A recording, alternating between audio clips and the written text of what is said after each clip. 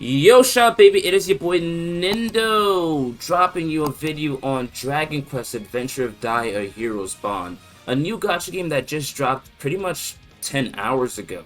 I gave a quick look-see at this game, and I gotta say I love it. This is basically gonna be a video of me telling you about the game, telling you how immersive it is, and before we even start talking about the video, I want to say, play this game if you like gacha games, especially if you like Dragon Quest. You're gonna love this. But anyway, let's drop this intro and get right into the video. Got it one in my bed and she just wanna sleep. Fucking up all of the sheets. She only wake up to eat. Do this shit every week. Like how you do that? Crying, you wanna be great, but sleeping.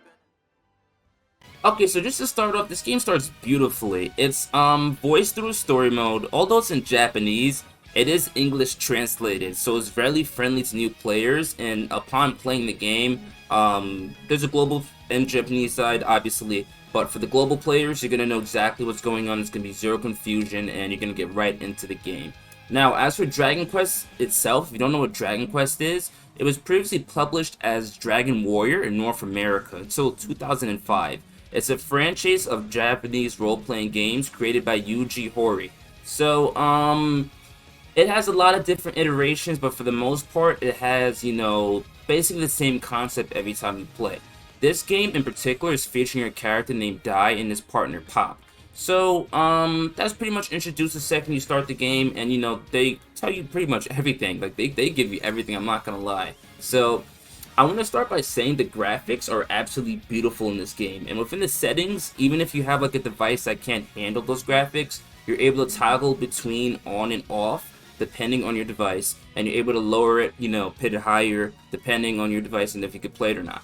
So after that, you finish the tutorial, you get into the tutorial, and you will be granted a summon option to where you can summon for weapons. I don't recommend spending on this game in terms of money quite yet, because the game just came out. There's really no character banners, but there's only a weapon banners. So speaking about weapons, if you do want to reroll, there's a reroll option I'm going to show on the screen, and it's a pretty easy guide. There's no deleting the game, there's no re-downloading, blah blah blah, etc etc. You just wipe your data, come back in, and it's pretty much an easy method. So once you look at the screen here, you should see that method, and you can roll for that 4-star weapon that you want the most and get right into it. And yeah, the game's only 1 GB, so like I mean, no offense, if you don't have 1 GB, that might be a problem in general, but 1 GB for a game is not bad whatsoever. Alright, so, but anyway, outside of that, I recommend if you do reroll, wait patiently for new banners. You can reroll for a new weapon, honestly, but I would just wait patiently for a banner and just, like, summon for a character, because obviously characters are going to be coming, and if you pull that weapon, you don't pull the character, you might end up rerolling anyway. But that's just my personal advice. Anyway, after you finish this and you finish a look at your character and designing your character, you can hurdle right into missions which are pretty much explanatory for the most part. Now, with the character, I played Dark Souls games like that before, and whenever you pick a character type and stuff like that and how your character looks, it's like, oh my god, I gotta pick this one character, and it has to stay this one character, and this game that doesn't exist. Within the settings, I'm gonna show that as well. You can hop into the settings, switch your character's look. So whatever character look you choose at the moment, that absolutely means nothing, and you can hop right in and be fine with changing it later. Now, gameplay-wise, you flick up to do a rush attack, you tap to do normal attacks. Your character's going to have 2 special attacks, which are like available by gauges. So once the gauges are full, you're going to be able to do the special attack, and then the game should tell you what that special attack is going to do. You're also going to have an ultimate attack that could break the guard of the bosses you're fighting and allow you to do a chain of attacks. For the most part, the bosses in this game have a lot of guard, and I guess I would describe it as guard break. Once you break their guard, it allows you to get a lot of hits in.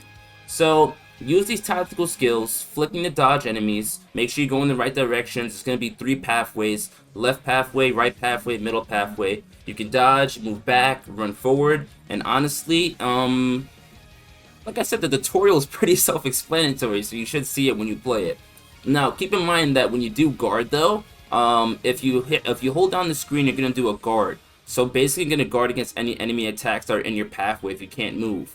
Now, you can guard against orange attacks, and if you have type disadvantage, it's gonna do a little bit of damage to you. but the red attacks, you want to definitely get out the way of. Those are going to hurt you completely no matter what, and you want to dodge that and move back, or move whichever way you're able to move. So, the game will soon guide you into weapon upgrades and skill character tree upgrades, which will basically decide your playstyle. And with the 4 playstyles we have a hero, a warrior, a mage, and a priest. So eventually you're going to come through this skill tree update, like I said, and then you're going to be able to decide whether you want to go for the hero route, the warrior route, the mage route, and the priest route. And that should be most explained in the game, and that should show you basically what type of character you want to build and what type of character you want to end up with. Now, stamina. I believe stamina is one of the biggest things in gacha games, because the gacha games, like, point is to, like, limit you and not to play it too much. The stamina is absolutely amazing so far. I'm literally just playing through the story, and they're giving you droplets, and they refill your whole stamina bar, basically.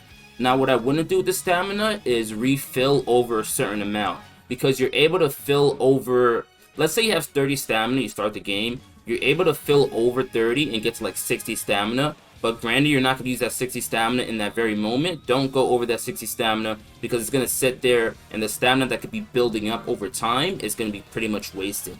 But stamina, I'll give it a 10 out of 10 now. I absolutely love it. So, I highly recommend this game for new players. I mean, the portrayal is just amazing. This is my first time playing a game of a series I've never come across before, and I was absolutely immersed. I loved every single bit of it. So, this is my first guide of the gacha game. I hope you guys do enjoy the gacha game. If you need any tips from me, feel free to leave some stuff in the comments. I'll be dropping a lot of videos on this game because I absolutely love it, and I'm going to do a lot of content on this channel. Much love to each and every one of you. I hope you have a beautiful day and you enjoy this game. This is your boy Nindo signing off. Peace out.